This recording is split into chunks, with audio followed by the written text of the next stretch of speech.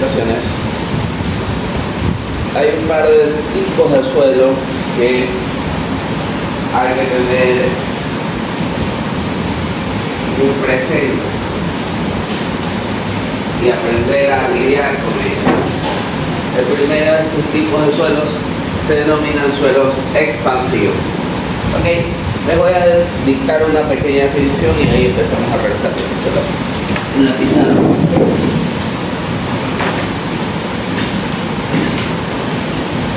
Entonces, ¿qué es un suelo expansivo? Básicamente, y anote, es un suelo que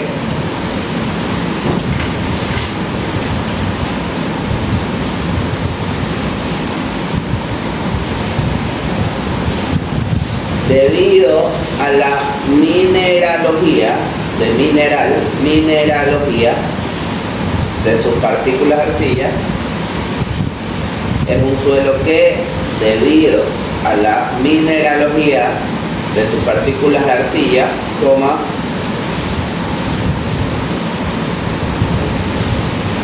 experimenta un significativo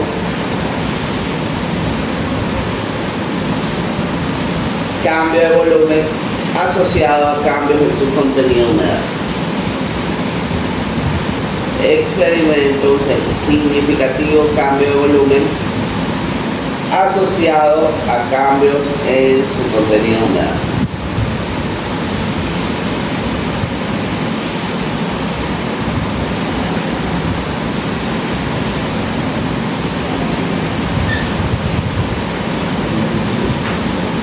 Experimento significativo cambio de volumen asociado a cambios en su contenido de humedad. Punto seguido.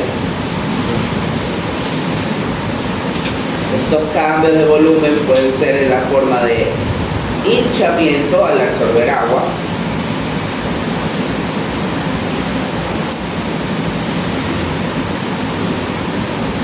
estos cambios de volumen pueden ser en forma de hinchamiento al absorber agua,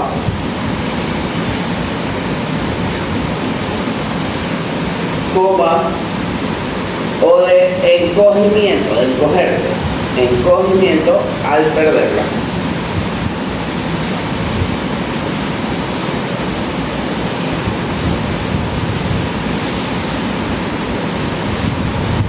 Los cambios de volumen pueden ser en forma de hinchamiento al absorber agua o de encogimiento al perderla. Ok. Vamos a poner un ejemplo criollo para que sea más fácil de entender. Ahí le vamos a ver lo siguiente. Cogemos una esponja de lavar platos ya vieja, completamente aplastada, y la dejamos ahí un par de semanas al sol. Regresamos, vamos a ver esa cuestión completamente chupada, seca, porque su volumen se redujo, esencialmente producto de que toda el agua que está en los poros se ha evaporado. Entonces la microestructura de este suelo ha tendido a reducirse, se redujo los vacíos que hay en este tipo de elementos. Ok, ¿qué es lo que ocurre cuando se la colocamos en un recipiente y empezamos a agregarle agua? Va a ir cambiando su volumen, ¿verdad? Va a empezar la esponja a chupar agua y va a ir incrementando su volumen, incrementando su volumen, incrementando su volumen. Va a recuperar su forma inicial e incluso va a crecer más, o sea, va a hincharse. Algo similar es lo que ocurre en los suelos expansivos. ¿Okay? La expansión es algo propio de las arcillas, netamente de las arcillas. No toda arcilla es expansiva. Nosotros cuando hablamos de arcillas, esencialmente nos referimos a las mismas, no es otra cosa que un tamaño de partícula del suelo. Porque si recuerda un poco el proceso de origen de un suelo, son partículas que algún día fueron parte de un todo, una roca, y producto de la erosión y meteorización de esta la roca se fue fragmentando y la meteorización se siguió incrementando y se fueron haciendo partículas más pequeñas, más pequeñas, más pequeñas, más pequeñas. Entonces las arcillas no es otra cosa que un tamaño de partículas sólidas muy chiquitas. ¿Okay? La cuestión es que estas partículas con un tamaño tan pequeño pueden estar compuestas de distintos minerales. Y ciertos minerales son más susceptibles a absorber agua que otros. Por lo tanto, dependiendo de la composición mineralógica de estas arcillas, el potencial de expansión puede ser más alto o puede ser bajo. ¿Okay? Entonces, ese es un primer punto a tener en cuenta. Segundo punto, para que una arcilla se expanda, tiene que existir un cambio en el contenido de humedad. Si yo tengo una arcilla saturada, no va a existir expansión. ¿Por qué? Porque los vacíos ya se encuentran ocupados por el agua. El problema es en aquellas arcillas con grados de saturación bajos y que se genere un cambio en el contenido de humedad de estos materiales. En ese momento, producto del cambio del contenido de humedad, ¿qué es lo que va a ocurrir? La arcilla va a empezar a chupar agua y va a empezar a hincharse. Y producto de eso se expande y a medida que se va expandiendo va a ejercer una presión hacia arriba y es capaz de levantarme cualquier cosa que esté cimentado sobre este tipo de material. Y ahí radica el problema. La expansión, de cierta forma, es lo contrario a la consolidación. La consolidación nos preocupa un asentamiento. Aquí nos preocupa que el suelo nos levante la construcción que estamos analizando, que nos genere una deformación diferencial, pero hacia arriba. ¿Okay? Y es por eso que resulta problemático. Es por eso que tenemos este gráfico aquí. Y es un gráfico relativamente simple de entender. Tenemos en el eje de las X contenido de humedad, en el eje de la Y la profundidad bajo el nivel de superficie. O sea, este es el 0,0, el nivel del terreno. Y vemos aquí una serie de curvas donde tenemos una zona donde transicionamos una curva a la otra. Y a partir de un determinado nivel, esta curva se vuelve una sola. ¿Qué representa esto? Esencialmente, el nivel freático, por lo general nosotros asumimos un valor dado, pero el nivel freático puede cambiar. ¿Producto de qué puede cambiar? ¿Qué se les ocurre que puede generar cambios en el nivel freático? Las lluvias, temporadas de sequía, o sea, es algo que puede estar de cierta forma ligado a los temas climáticos, cercanías a cuerpos de agua también. O sea, obviamente si tengo a 100 metros un río, el río influye en el agua subterránea del sitio que estoy analizando. El río tendrá influencia de marea, puede tener influencia de marea, subir y bajar, tener marea máximo nivel, mínimo nivel, pero siempre va a estar fluctuando y eso lo puedo detectar y durante la exploración de técnica. Pero supongamos, producto de las actividades humanas, a día de hoy no hay nada y mañana me hacen una camaronera que no es otra cosa que una piscina al lado que puede generar filtraciones al subsuelo y puede modificar las condiciones del agua subterránea. Entonces, producto de actividades humanas, se puede generar también un cambio en el contenido de humedad del suelo.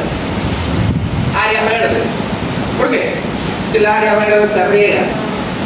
Entonces, chévere, el suelo está ahí completamente seco como en una taza y le colocan un jardín encima y empiezan a regar, lo empiezan a hidratar. Obviamente tiene que ser mucha agua la que le pongan a ese jardín para que se generen cambios significativos en el contenido de humedad del suelo y tiende a expandir. Pero en todo caso, se puede definir esta zona superficial como una zona en la cual el suelo, o mejor dicho, el nivel freático es susceptible a tener fluctuaciones. Y producto de eso, el suelo es susceptible a tener fluctuaciones en su contenido de humedad. Es decir, puede ser que a día de hoy yo hago un sondeo, el nivel freático está a 2 metros de profundidad. Pero el próximo año hay un invierno excepcional con lluvias todos los días y el nivel freático termina subiendo a 1 metro de profundidad. No solo eso, sino que el material superficial que está sobre el nivel freático tiene infiltración desde la superficie y producto de eso también va a cambiar su contenido de humedad. Entonces en realidad tengo que definir una zona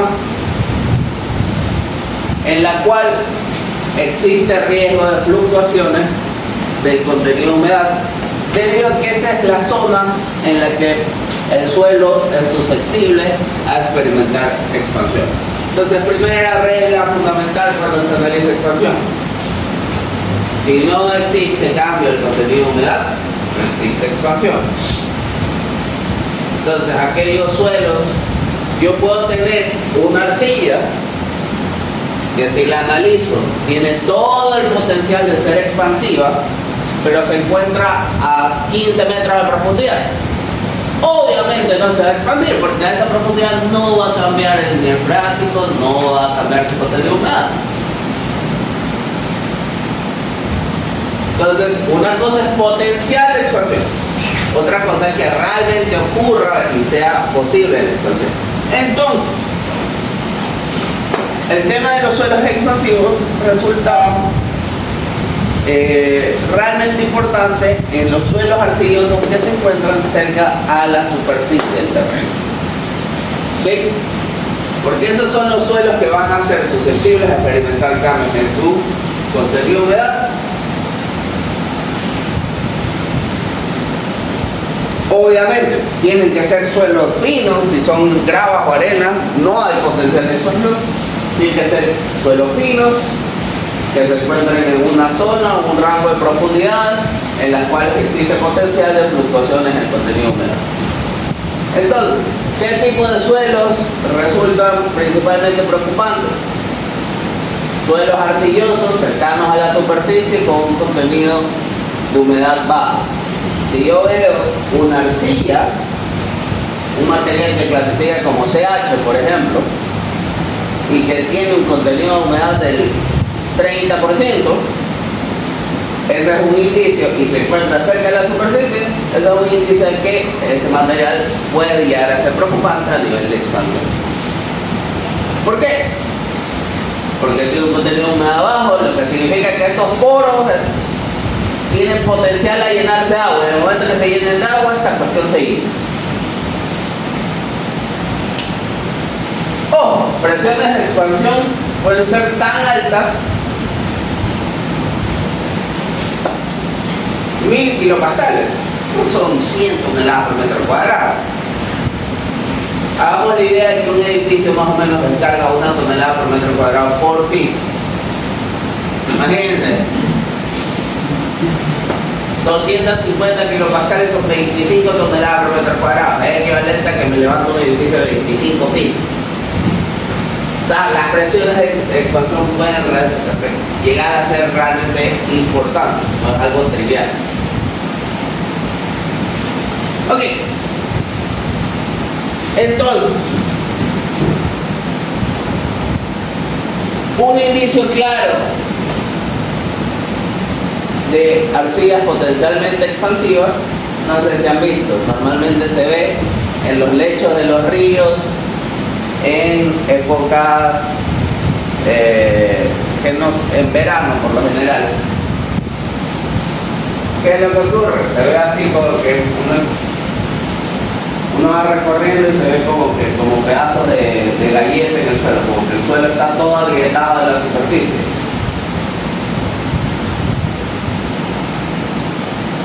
Grietas.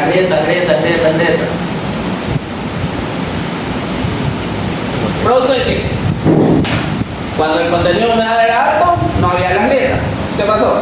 El suelo se secó, se redujo su volumen y se empezaron a generar estas grietas entre estos materiales. Esas grietas son un claro indicio de un suelo que es potencialmente expansivo, porque así como pudo contraerse tanto, va a poder expandirse tanto. Estas grietas a la vez son contraproducentes. ¿Por qué? Porque cuando llueva, cuando sube el nivel del río, etc., esencialmente constituye una especie de canal para que ese suelo cambie muy rápidamente su contenido de humedad y producto de eso se expande. ¿Sí? Entonces no es un tema trivial. De cierta forma podemos establecer, si bien cuando ya tenemos certeza, o mejor dicho, ya es especialmente relevante evaluar el potencial de expansión de un suelo, se toman muestras inalteradas y se hacen ensayos de laboratorio, así como se hacen ensayos de consolidación, se hacen ensayos de expansión, para evaluar el potencial de expansión de esas arcillas y para evaluar también la presión de expansión. Es decir, en caso de que se expanda, ¿cuál va a ser la presión que va a ejercer en el proceso? Y también el potencial de expansión es para decir, bueno, ¿qué tan probable es que se expanda esta cuestión? Entonces, pero por lo general se establece o se ha buscado siempre establecer relaciones para hacer una evaluación del potencial de expansión en función de propiedades que son relativamente simples de determinar. ¿Cuáles son las propiedades más simples de determinar? Contenido de fino, contenido de humedad, límites de áspero. Eso se lo puede determinar fácilmente mediante ensayos de laboratorio muy básicos. No necesito muestras ni alteradas, no necesito hacer ensayos especiales. Igual tengo que hacer esos ensayos para hacer clasificación de suelos. Entonces podemos ver como referencia esta tablita, donde esencialmente vamos a ver, obviamente esto es potencial de expansión, esta columna aquí, y que vemos primero acá abajo el potencial de expansión más alto, acá el potencial de expansión más bajo, ¿verdad? Y está relacionado con ¿qué? Contenido de finos. Mientras más alto sea el contenido de finos, más alto es el potencial de expansión. Suelos con menos del 30% de finos, prácticamente es despreciable. No existe un potencial de expansión que sea relevante. Y a medida que se va incrementando el contenido de finos, el potencial de expansión se va incrementando. Y especialmente estos dos últimos son los preocupantes, que son suelos eminentemente finos. Ok, está relacionado en este caso también con el límite líquido. Materiales con límites con contenido de fino altos y que esta fracción fina tiene un límite líquido alto, también indicia un alto potencial de expansión. Si tengo un material que tiene un alto contenido de finos, pero un límite líquido bajo, lo más probable es que su potencial de expansión sea bajo, porque también se relaciona con la plasticidad. Existen otras tablas que hacen referencias, por ejemplo, en función del índice de plasticidad. También se puede utilizar. De cierta forma, en este caso, se ha querido establecer como referencia presiones de expansión probables. Obviamente son rangos referenciales que tendrían que comprobarse con ensayos de laboratorio. Pero cuando uno evalúa todos estos indicios y dice, a ver, voy a hacer una casa, tengo entre 0 y 5 metros una arcilla, el nivel freático a día de hoy se encuentra a 3 metros de profundidad. Tengo que pensar, ¿podrá bajar más ese nivel freático? ¿Sí o no? ¿Podrá llegar a los 4 metros de profundidad? ¿O en realidad estoy en un rango mínimo y lo que puede subir es hasta los 2 metros de profundidad? Tengo que establecer esa zona.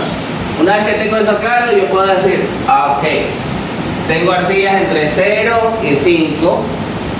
Estas arcillas clasifican como arcillas, tienen un alto contenido fino. ¿Cuánto es el límite líquido de estas arcillas? Menor a 30, la verdad no me preocupa. Probablemente el potencial de expansión sea insignificante. Chuta es entre 70. Tiene todas las fichas para hacer esta cuestión expansiva. ¿Cuál es el espesor que va a ser expansivo? Todo aquel material que esté por arriba de, o mejor dicho, la zona en la cual se pueden generar fluctuaciones del contenido de humedad. Entonces, ahí hay que hacer una evaluación. Bueno, si vengo y construyo aquí y se genera un cambio en el contenido de humedad de este material y se expande, y yo construí mi casa de 2 pisitos aquí, ¿qué puede pasar? Entonces hay que evaluar, bueno, se toman muestras inalteradas de este material, se hacen ensayos de expansión y ya se evalúa en ese caso, bueno, cuál es el potencial de expansión. Supongamos que nos dice que es altamente expansivo, pero la presión de expansión es una presión chiquita. Entonces, si yo logro contrarrestar esa presión de expansión, no debería tener problemas. ¿Sí? Entonces, lo primero que tengo que chequear es que si la presión que transmite la superestructura es mayor a la presión de expansión.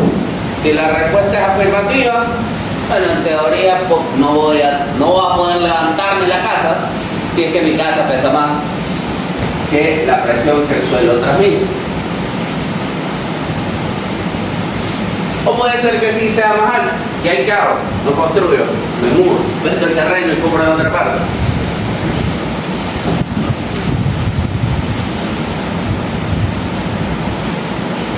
Hay varias formas de manejarlo. Lo más fácil, si el material está cerca de la superficie, lo quito y lo boto, porque eso no sirve para nada. La arcilla expansiva no sirve para rellenar nada. Es basura. No es basura, se va a una escombrera, pero no es que lo quitan, lo ponen en sacos y esperan al bacaclón que pase y le dan $5 para que se lo lleve. Eso es ilegal por si acaso.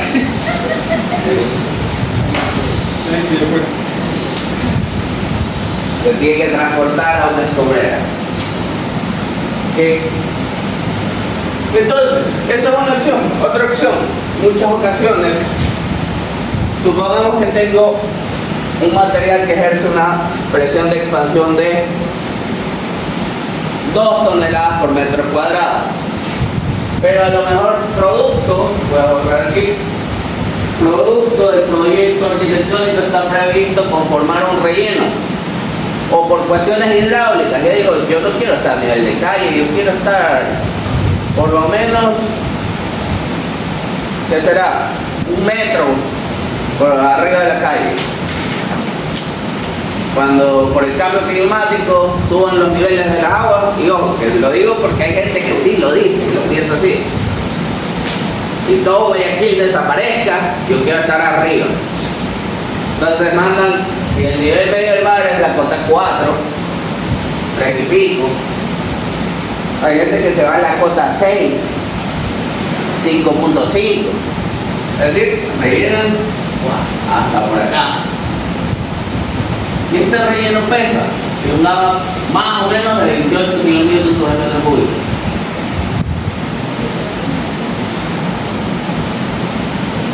Si es 1,20 m, 1,50 m, etc., va a ser 1,50 por 18. Si la presión de expansión son 20 kilopascales, obviamente el peso de ese relleno es mayor a la presión de expansión. Es decir, para que el suelo pueda expandirse, tiene que romper el equilibrio de esta fuerza. Si el peso del material que se encuentra por arriba es mayor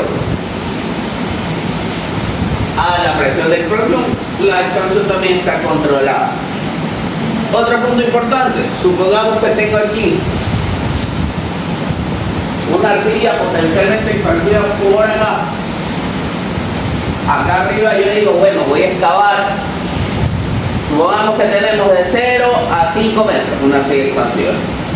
Y yo digo, pero tengo que hacer un mejoramiento del suelo por igual para cimentar una estructura, un galpón. Como voy a hacer un galpón para bodega y cuestiones así, voy a remover los primeros 2 metros. ¿Por qué los primeros 2 metros? Porque esos son los que son fáciles de excavar, puedo hacerlos por dentro de la superficie sin problema. Y lo voy a reemplazar por un material granular como es la característica. Entonces yo acá arriba reemplazo todo ese material expansivo por un material granular como es la característica. ¿Entienden? Perfecto. Entonces, la primera parte la solucioné. Ya tengo menos espesor de material expansivo. Este puede seguir siendo expansivo. Ok. Evalúo la presión de expansión en laboratorio y supongamos que es, una vez más, 20 kilopascales.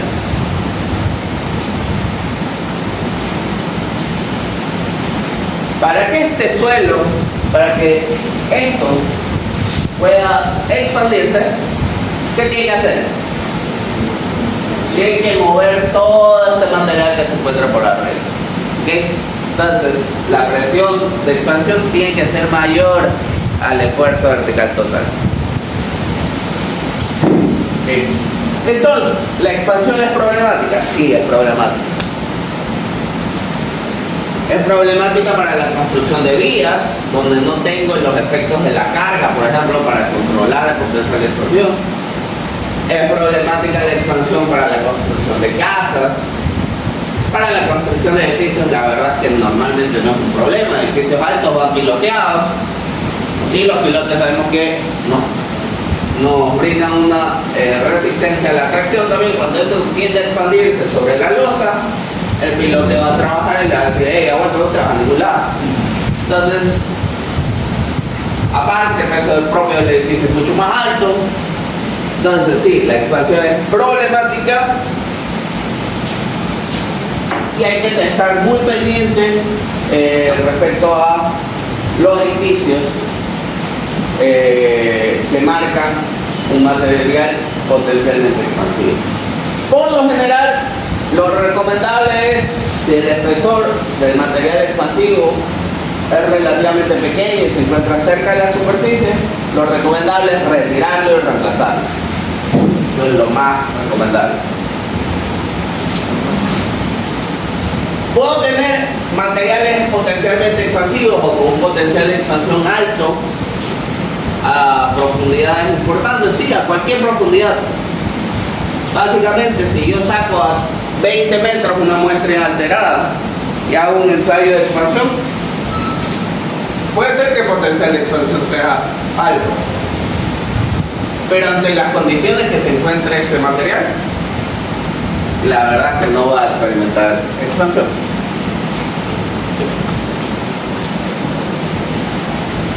Lo digo porque en algún proyecto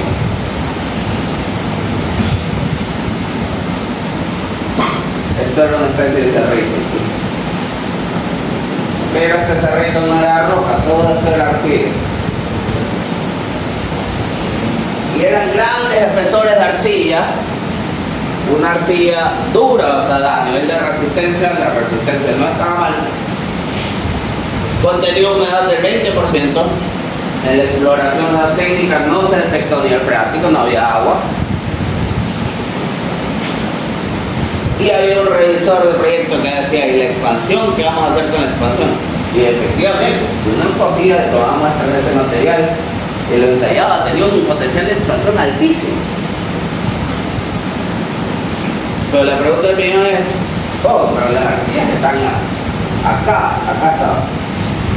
Para que este material se expanda, tiene que levantarme no solo el peso del edificio que venía aquí, como nosotros, ¿no?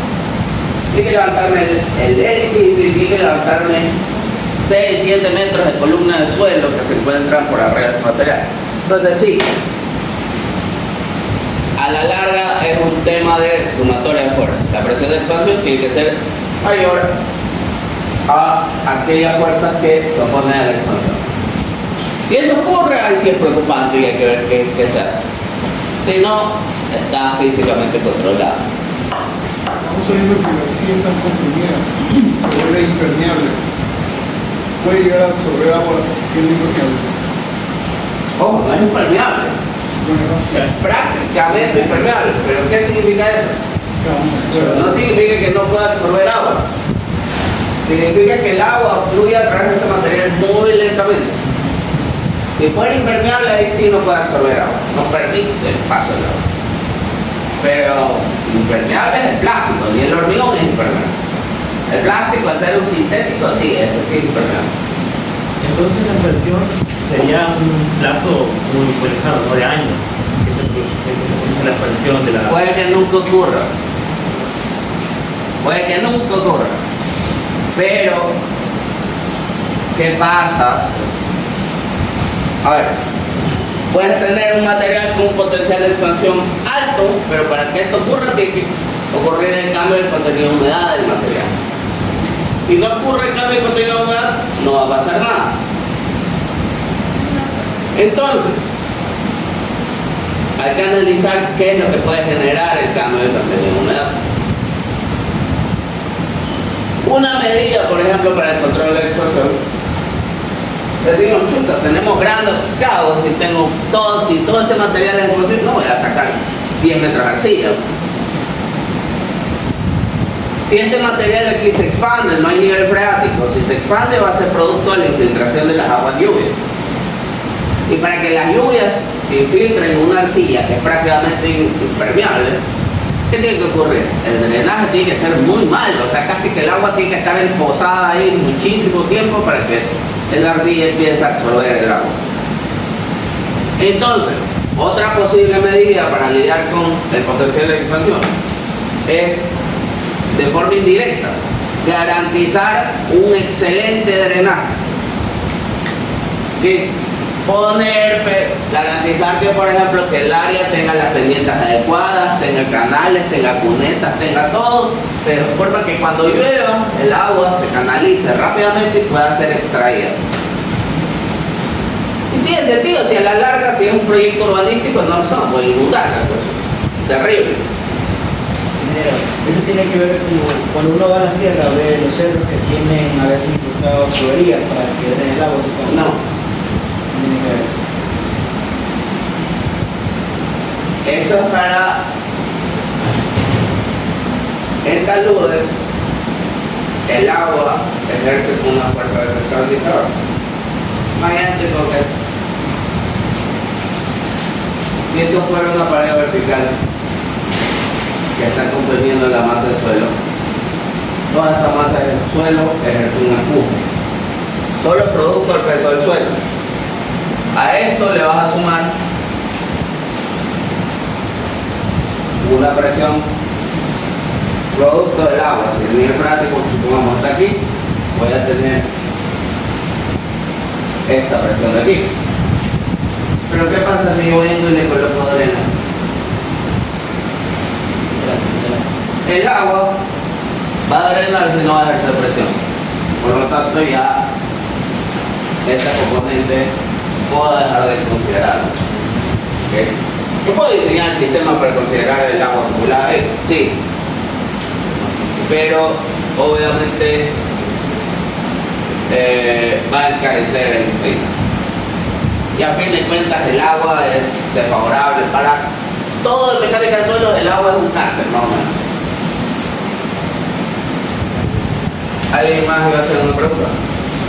No, sí, en el mismo modelo que contó el compañero, le saben poner ahí, creo que es como cemento, como concreto. Eso es hormigón proyectado. Pero es como tipo solo como que lo bañas, ¿verdad? ¿Para qué? Porque cuando llueve, la lluvia va cayendo por gravedad. O sea, cae. ¿Y qué ocurre con el agua? Va a bajar por gravedad. Y el agua baja, va ganando velocidad y te va arrastrando las partículas finas que conforman el talud. Y empieza a erosionar. Entonces, básicamente a la larga, si un talud no está protegido, la erosión se va a incrementar tanto y se va a desencadenar la inestabilidad eventualmente. Entonces son mecanismos de protección. Pero, bueno, nada de eso es expansión, por si acaso. Entonces, expansión, mucho ojo con eso, es preocupante, es feo ver efectos de la expansión en construcciones. Yo lo he visto un par de veces. Y puede ser mucho más grosero que daño producto de un asentamiento por consolidación, por ejemplo.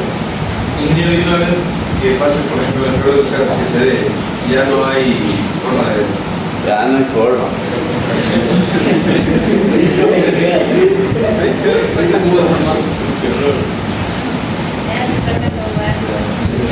Ya no hay forma. Ese es un problema también. Darle una solución una vez que ya he construido, muy complicado, francamente. Pero es imposible. No es imposible, porque a la larga, por ejemplo, se pueden hacer inyecciones de cemento. El cemento, a la larga, lo que va a hacer es hacer que las partículas se adhieran unas con otras. Por lo tanto, si están todas pegadas, ya no van a haber cambios significativos en el volumen. Entonces, sí hay medidas que se pueden llegar a tener en cuenta, pero cuesta un ojo de la cara. Entonces, hay que evaluar también qué es más barato. A lo mejor es más barato demoler y volver a hacer. Y muchas veces así es. Entonces, no es trivial este tema. Yo me acuerdo en el puerto de Pozorja, no intervine, pero fui a cotizar un estudio. Eran los cuartos de los policías estos que hacen control de antinarcóticos en el puerto. Y era una cosa terrible, pues había sido construido sobre una plataforma de arcillas expansivas. Y eso, como es una zona alta, no hubo fluctuaciones en el práctico. ¿Pero qué pasó? El invierno, pero que esa arcilla cambió su volumen y se levantó, y estos, como eran como cuartos, eran una estructura de un solo piso. Pero ahí era hasta el boquete de la puerta, o sea, eso estaba peor que Rufilio. El boquete de la puerta descuadrado, las ventanas descuadradas, los baños, todas las paredes están reventadas producto de la humedad, porque los codos y todo se empiezan a sufrir. Entonces es el mismo efecto del asentamiento diferencial, pero a la inversa. Aquí es porque un lado subió más que otro. Entonces, a la larga esa cuestión no es muy larga. Y remover ese material expansivo y construir algo bajo unas mejores condiciones. Ok, suelos expansivos. Otro tipo de suelo que es especialmente importante se denomina suelos colapsables. Alguien que me ayude, por favor.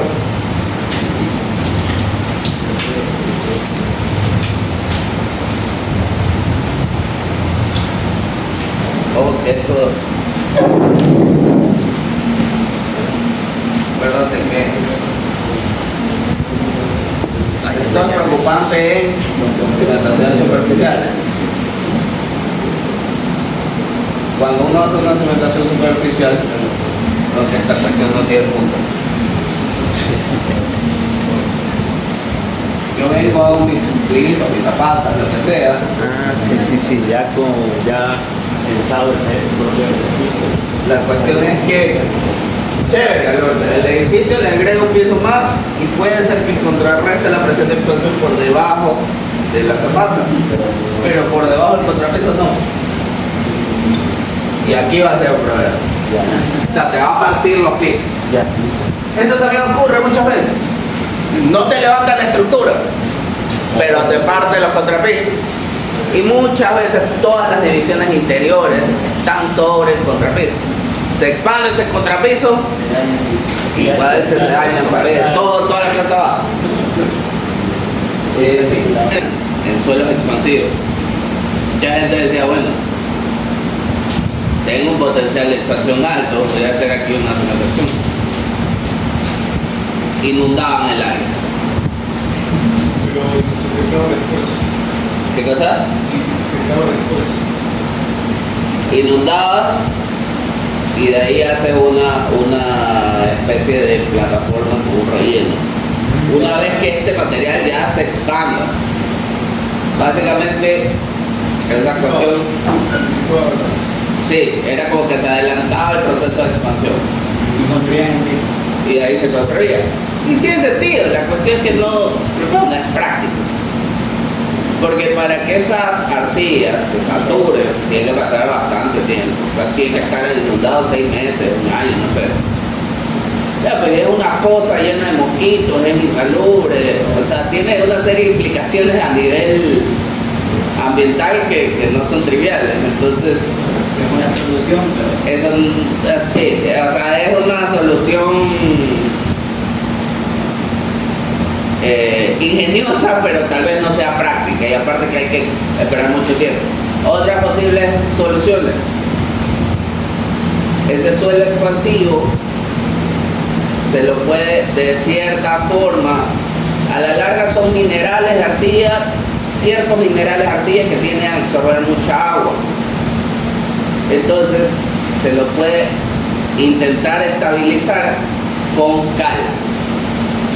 Para esto implica retirar el material expansivo y mezclarlo con cal y después para volver a utilizarlo. Esa puede ser otra posible opción. El asunto es que debe ser el producto, ¿por qué? Porque el cal tiene unas ciertas características químicas que evitan que estos minerales absorban agua en exceso. Una vez que se expande, es probable que se contraiga. Una vez expandido, o es muy poco probable. Si es que pierde toda su agua, se puede llegar a contraer. Pero no se puede, porque ya es muy complicado. Porque me imagino que bajo el suelo, ya aparte que son arcillas, no me imagino cómo perder agua. Es poco probable. O sea, tendría que ser una pieza final.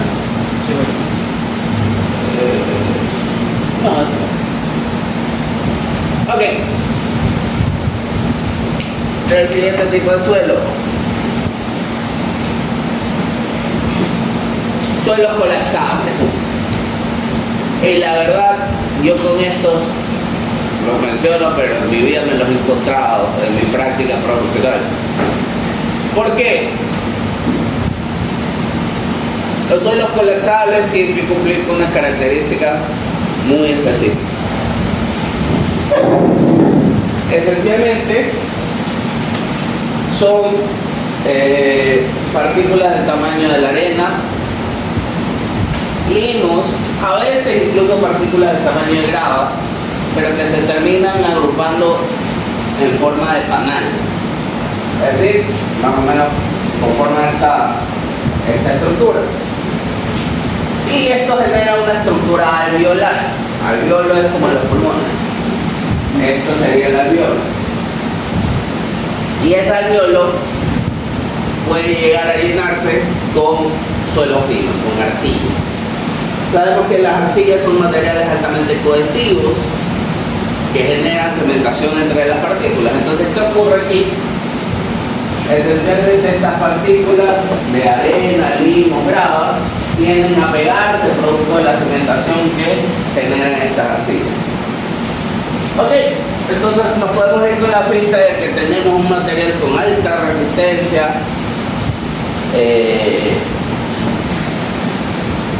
puede tener buenas características mecánicas porque pueden ser arenas, pero va a tener igual un contenido de finos que tiende a ser alto.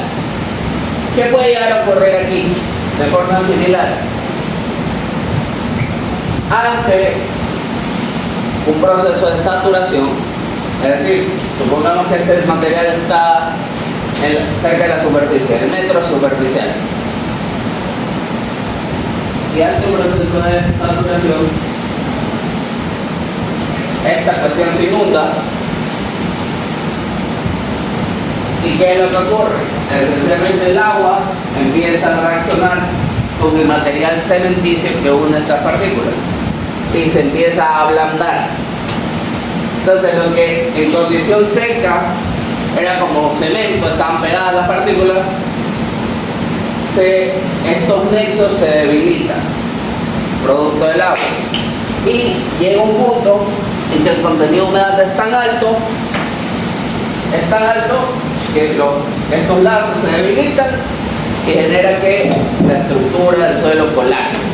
Es decir, esto se va y las partículas tienen que comprimirse. Obviamente cuando eso ocurre se traduce en deformación. Y si yo construí sobre un material que colapsó, mi edificación también va a experimentar esas deformaciones. ¿Ok? Esto es importante porque puede ser problemático en ciertas zonas puntuales, en la zona costera de la ciudad, del país. En realidad no tiene este tipo de inconvenientes. ¿Por qué? Porque aquí por lo general cuando usamos materiales granulares cercanos a la superficie, controlamos uno, que el contenido de fino sea bajo y ese material no está colocado por colocar, sino que se lo coloca por capas y se compacta. Al momento que yo compacto no hay chance de que se formen estos nexos de cementación, producto de los suelos finos, etc. ¿Sí? De que ocurre, sí. En países como Perú, Chile es más común. Aquí no es algo tipo. Vale la pena tenerlo en cuenta. Si se graficara el comportamiento, esfuerzo de formación de este material colapsable a medida que se incrementa la carga, como podemos ver aquí, esto es en estado seco. El material prácticamente no experimenta deformación. Si ves, esto es una curva muy ligera. La deformación se incrementa muy levemente a pesar de que el esfuerzo se está incrementando. Pero a este nivel de esfuerzo cogemos y lo saturamos. ¿Y qué ocurre? Un salto drástico. La deformación cambia drásticamente. ¿Sí? Ojo, no significa que el material a partir de ese momento ya falló y no puede tomar más carga. Sí puede tomar más carga, porque es más, incluso las propiedades mecánicas del material mejoran porque ahora está en una posición más compacta. Pero esta deformación se va a transmitir a cualquier cosa que esté por arriba de el material de interés. En este tipo de suelos sí puede llegar a ser una solución inundarlo, porque ya no son suelos finos, son partículas de arena que tienen rangos de limos, hay algo de arcilla, sí, pero ya son rangos de permeabilidad mucho más altos, que el producto, a lo mejor inundamos el área y de forma relativamente rápida se puede generar este colapso de las partículas, ¿sí? Previo a la construcción. Otra alternativa, al ser suelos granulares, se puede hacer inyecciones de cemento que lo estabilicen fácilmente y debido a que son suelos granulares, la admisibilidad de este material cementante es mucho mayor que respecto a los suelos finos. Siempre es una alternativa utilizar cimentaciones profundas y pasar los materiales ya sea expansivos o colapsables y transmitir la carga a estratos más profundos. Y de cierta forma desligar la interacción entre la cimentación y los suelos que pueden ser problemáticos. Siempre se puede hacer, obviamente es más caro.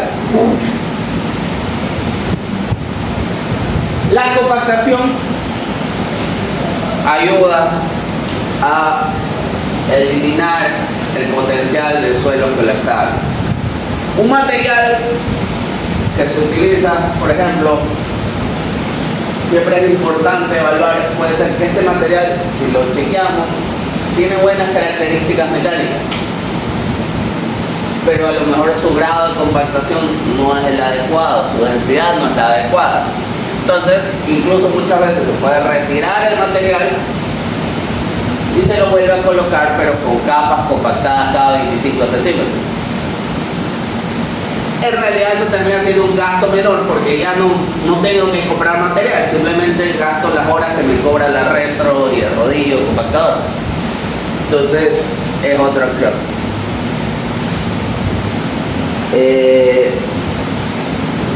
En el peor de los casos, lo mismo puede aplicar para suelos expansivos.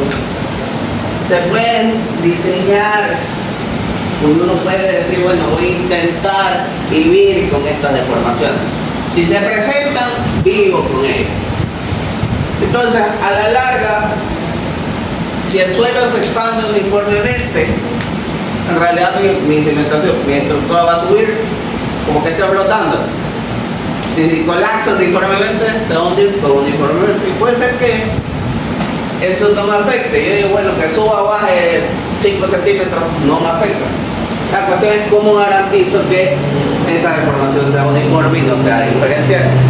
Y una forma de buscar uniformizar o minimizar este asentamiento diferencial es por medio de sistemas de cimentación que sean rígidos.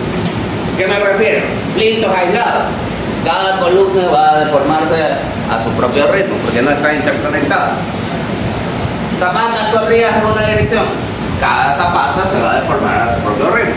Zapatas corridas en dos direcciones haciendo una especie de malla donde todas las columnas estén interconectadas, ya tiende a ser un sistema rígido que de cierta forma hace que esto tienda, este sistema de cimentación tienda a sentarse o a levantarse de forma relativamente uniforme, minimizando posibles daños. ¿Ok? Preguntas, dudas, comentarios. Listo, yo creo que hasta aquí habíamos el día de hoy. Y en realidad creo que hasta aquí llevamos el curso, entonces vamos a aprovechar las próximas semanas, que tenemos tiempo para evaluar. Podemos hacer un repaso, pero tengo que hacerle como un taller. Entonces lo hacemos el día... el último día. No, tiene que ser miércoles. Por subir, porque en el peor de los casos que no alcance me lo entregan jueves.